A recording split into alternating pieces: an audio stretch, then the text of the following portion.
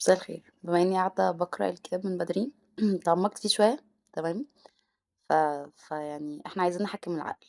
احنا ايه؟ لن نتحيز لاي شيء. عايزين نحكم العقل دلوقتي. تمام. من فتره كنت بذاكر لاخويا المواد بتاعته بتاعت حقوق وكده. ف...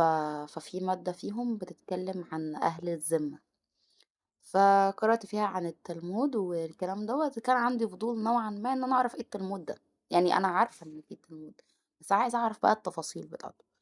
فقعدت اعمل سيرش وما لقيتش حاجه بصراحه. بس دلوقتي وانا بقرا الكتاب ده. تمام.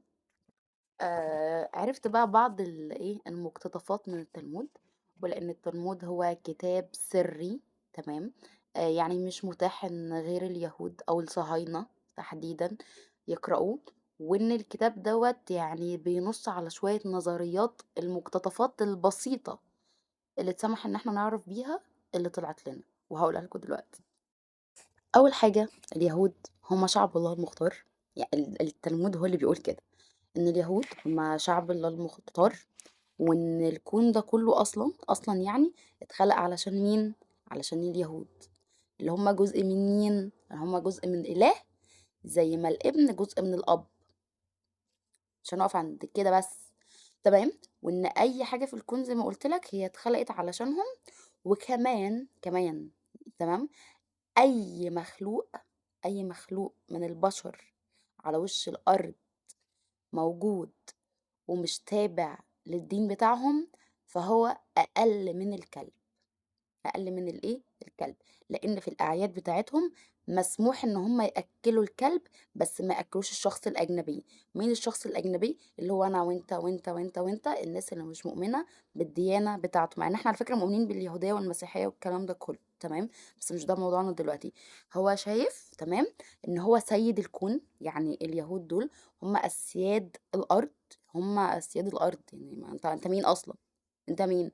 أنت مجرد نطفة حصان. هو انت مجرد أ- كائن اقل من الكلب وحمار ده بجد. كمان بيقول ايه؟ ان هو قد يعني جاء في التلمود ان هو اهدم كل قائم. اهدم اي حاجة قائمة قدامك. لوث كل طاهر. تمام. احرق كل اخضر. كي تنفع يهوديا بفلس. طب الكلام دوت كان ردا على ايه؟ بيقول ان سيدنا يعقوب عليه السلام اللي هو اسرائيل كان بيسأل ربنا. تمام. تمام الكلام فصلت. ان سيدنا يعقوب، هما بيقولوا يعني ان سيدنا يعقوب عليه السلام كان بيسأل ربنا، بيسأله يعني اللي هو انت ليه خلقت ناس غير الشعب المختار بتاعك؟ فرد عليه وقاله الكلام ده. طيب هنقول اخر كلمتين نقفل الفيديو ده. يعني هو باختصار هو شايف ان اليهود هم الشعب المختار، وهم النسل المقدس. النسل المقدس. وان جميع الامم التانية هم جاست حيوانات. طيب.